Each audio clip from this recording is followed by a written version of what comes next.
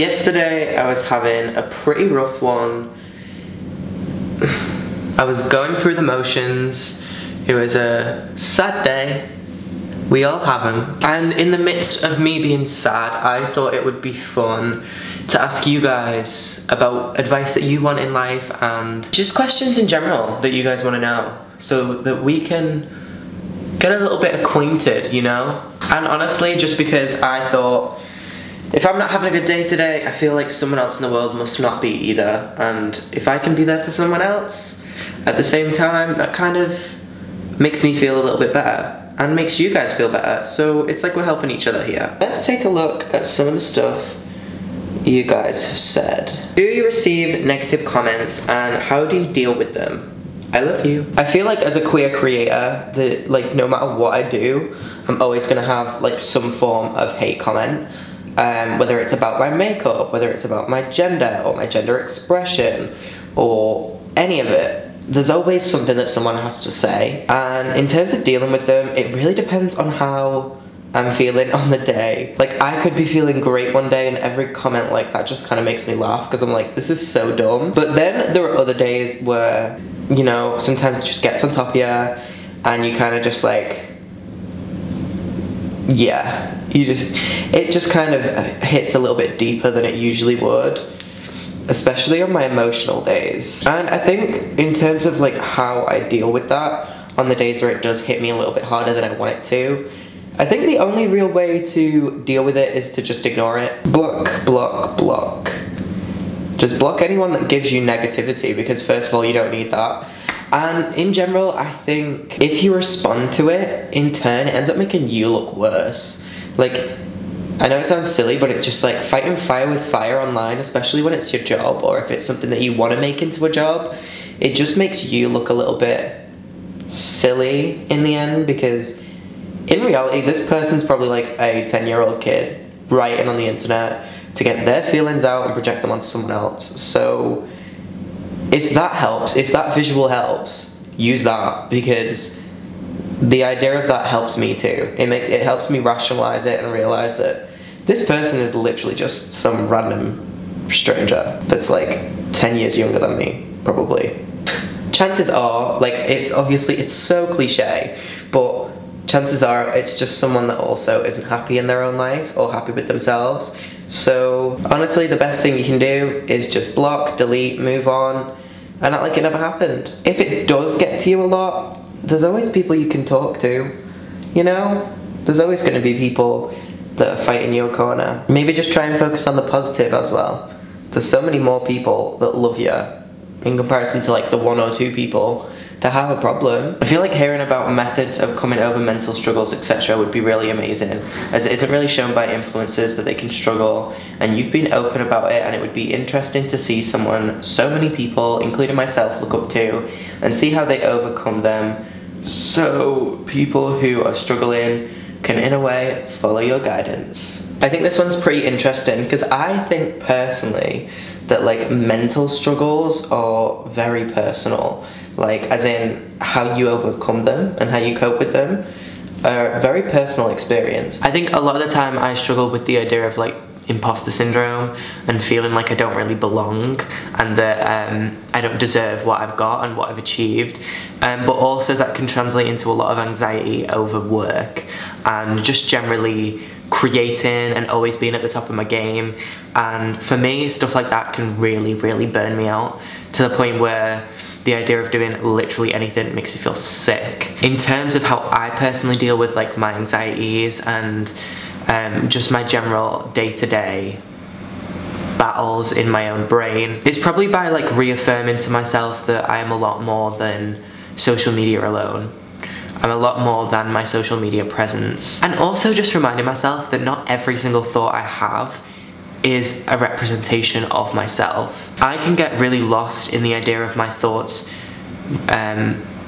almost representing everything that I am, and feeling bad for having negative thoughts or feeling bad for having unproductive thoughts or stuff like that. I feel bad for it all, and all that does is make me spiral even further, and it all just kind of piles on top of each other and all makes it harder for me to get out of. Some ways I really do like to combat that as well is sometimes like focusing on not creating, focusing on not working, and just enjoying the simple things in life.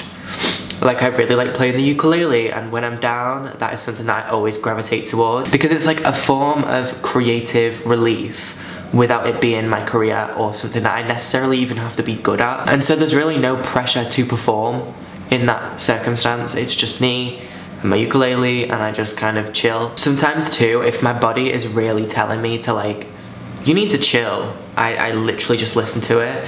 Like, sometimes I'm really bad for not, but sometimes I just have to. Like, I won't do anything, I'll literally sit on the sofa and watch TV and, you know, wallow a little bit in that self-pity, because sometimes you actually need that. If you don't let yourself acknowledge the negative things that you think or the negative way that you feel in a specific day, all it's going to do is snowball and come out in other ways. But doing that is literally just going to make things worse, and it's never worth it. So if you're feeling bad and you need a day off of life for a little bit and you just want to switch off and lay in bed all day, do it. Do it. I feel like from society, we've all kind of developed this idea of always having to be 110% productive, always have to be manifesting the best things for ourselves and thinking positively. And honestly, in the last couple of years, especially from TikTok and like the constant idea of having to feel good all the time and manifesting and blah blah blah, all that's done for me is make me feel really, really bad about feeling negative thoughts or feelings. Any advice for being in a new relationship? As some of you actually know, I'm in a pretty new relationship.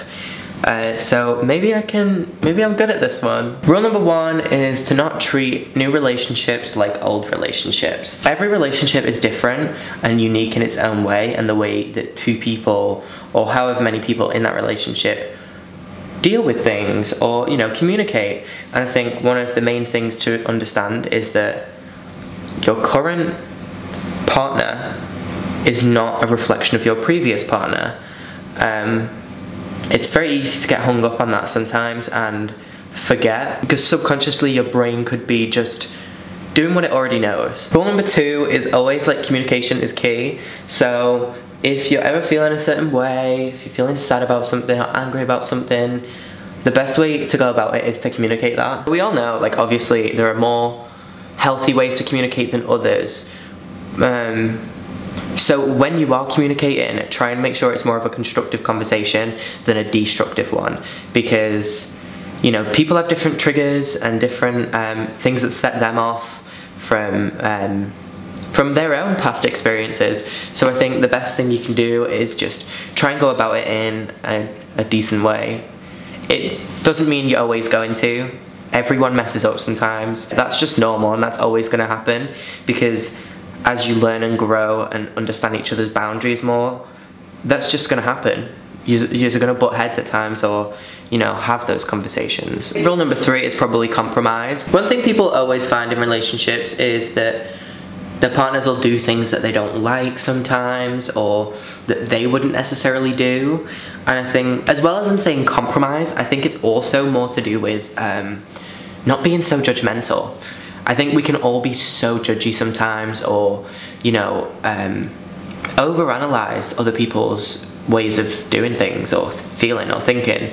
It's so easy to do that. So I'd probably say that it's more about understanding that your partner isn't always going to do things the way you do things, and or, you know, you're going to find things in your relationship or things about your partner that you don't necessarily not like, but you kind of get what I mean. It's not that you don't like them, it's just something you wouldn't do, or a method that you wouldn't do, or that type of idea. I think you guys get where I'm going with this one. But I think it's important to understand that love isn't just about loving someone.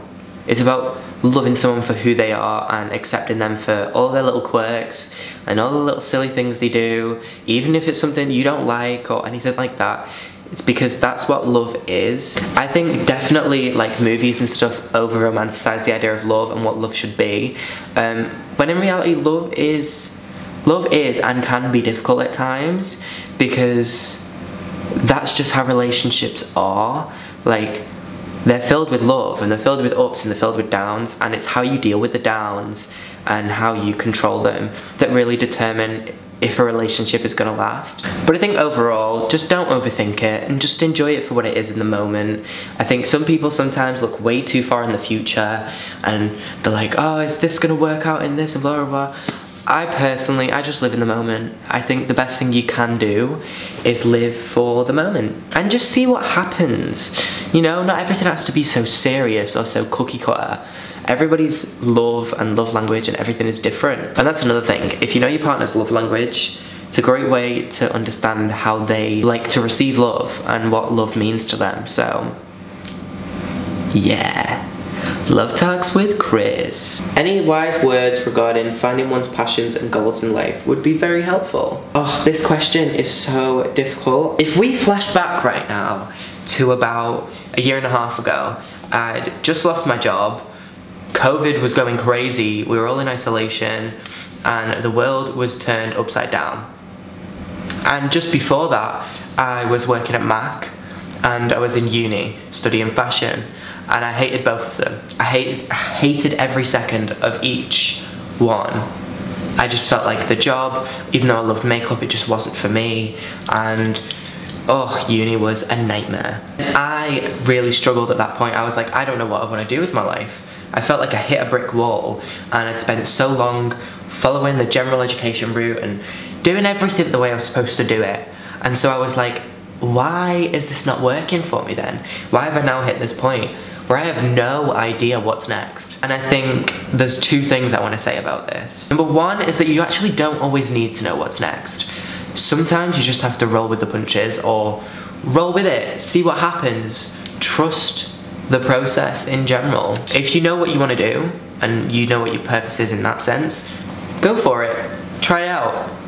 Sometimes you may realize that it's not for you, and then you'll come back to square one and start again, and that is okay. I know so many people, including myself, that have done exactly that. I think it's so hard to find what you're meant to do, and some people spend years and years and years searching for what that is.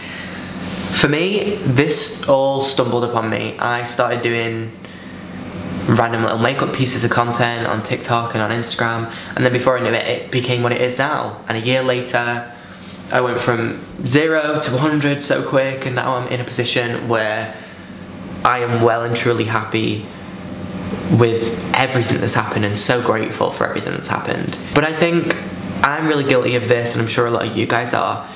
I'm constantly seeking the next thing, like what am I doing next then? What's coming out next? And you know, all that stuff, it's so easy to, because of the way society is. Number two of this is to dip your toes, is it toes, into as many pies? Or is that sounds kind of weird. Is it fingers? Dip your fingers? Yes. That makes more sense. Dip your fingers into as many pies as possible. Try it all, because, you know, one thing might just click and then you're like, whoa, this is it. This is what I want to do for the rest of my life. Or, you know, life isn't that cookie cutter either. Everything is so fluid that you could get to the age of 30 and realize, meh, not really enjoying what I'm doing anymore. I'm going to follow a different career path now. And honestly, it's always ever changing. So in terms of careers, just give yourself a break. It'll come when it comes to you. If there's something you really love and you really want to do, work for it. And I mean work hard for it. The internet's huge. The internet is massive. And there are so many different apps that you can use to kind of teach yourself new things and stuff like that. That's how I've learned everything that I know, is literally from YouTube. So, yeah, try that out. Why did you move? So basically, at the start of this year, I was living in a student housing with a couple of my friends, and we moved into that place June 2020 because I thought I was going to go back to uni, and I thought I was going to do all that stuff. And so we all had that student house together. Didn't expect the pandemic to hit us, but hey ho. There was no way of getting out of the lease because we signed it in like, I think January maybe. So I thought, well, I'm not gonna waste my rent money, I'll go move into that place anyway. And then June 2021 came around and I was like, okay, time to go back to my mum's. So I went and lived with my mum for a little bit. And as anyone knows, when you go from living alone to living back with parents, it can be quite difficult. I was so used to having like my own independence, my own work kind of world and how I do things, that it just felt a little bit wrong for me to be back there. So I stayed there for about 2 months and then I moved out again into my new apartment all by myself. And that's why I moved. I mean, I was gonna move out anyway from my mum's because like I needed to find my own place. I was just waiting to get the money to do so. How to deal with anxiety and lactose intolerance. Those two are so far off each other. That's so random. I'll help you though, because I am both anxious and lactose intolerant. Step 1, we're going to address lactose intolerance first. I'm going to show you. Okay, this is how I deal with my lactose intolerance. This is almond milk. Maybe just cut the dairy down, find dairy alternatives. If I can, go with vegan cheese or vegan milk. The only thing that I love to eat is chocolate, but maybe if you like a dark chocolate, opt for a darker chocolate because that has less milk in it. You can find dark chocolate without any milk in it that's actually vegan. You can find vegan chocolate too. It all depends on like what you're willing to do and what you're willing to risk. Personally, I will risk having diarrhea for chocolate. That was actually kind of really gross. That's enough of that one. We'll move on to anxiety now. I feel like for me personally, since COVID hit, I found it very, very hard to not be in my own head all the time. And especially now that I live alone, I think there's a lot more time for me to think. I've got a lot more time to overthink, which makes me very, very anxious. One thing that I've been doing that does help is writing down all of my emotions into a book. So like, I'll mark the date, how do I feel today? I'll write down the different feelings that I'm feeling and why I feel like that. And it kind of helps me compartmentalize everything and rationalize why I feel the way I do. And it kind of makes me feel a little bit less insane because it helps me actually understand my emotions a lot better, which in turn makes me a lot more emotionally mature. But saying that, I definitely have days where I'm finding it really hard to get out of my own head. Negative thought patterns are very real, and the more negative thoughts you have, the more it becomes a daily thing and a daily pattern, and you will get consumed by it. Very much speaking from experience right now. To stop feeling anxious over things you actually can't control, I think I'm really, really bad for that. And that alone can be a very slippery slope. When you can't control something, that anxiety can't even be changed because it's just always going to be there. But try your hardest to get out of that mindset of having anxious thoughts about things you can't control, because if it's uncontrollable, there's no point, you can't change it. There's something beautiful in being able to accept that for yourself. It's hard to do, but when you start to do it more and start to get into that pattern, it can over time become easier to deal with. So I'm experiencing my first real heartbreak currently. How do I not fall apart? First, I just want to say I'm really sorry, and I hope you're okay. I think the best way to get over heartbreak in my personal experience, just gonna let you know, because it's your first one, the first one always hurts the most. It really does. It hurts the most. It's gonna hurt like a bitch. I'm just being honest. Just being honest. I guess in terms of advice, I'd probably say to just make sure you don't follow them on anything. Block, block, block, block, block, again. It's one of the only ways you can really get over someone, especially when you're hurt. Don't try and be friends with them. That never works. It doesn't. You can try, but you'll just fall back in again and out again and in and it becomes a deep hole that you then have to try and climb out of every single time you fall back in. So make sure you're not isolating yourself too much. Spend time with friends, spend time with family. Talk about it, because that's the only way you're going to be able to get over something. And just don't be too hard on yourself. Let yourself be sad right now. You're allowed to be.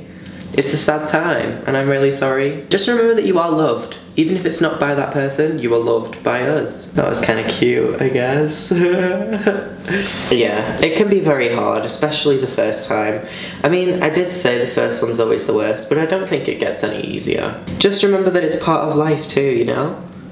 There's always going to be times where you're more sad than others, and just remember that it's only temporary and you'll be happy again. You got this. I believe in you.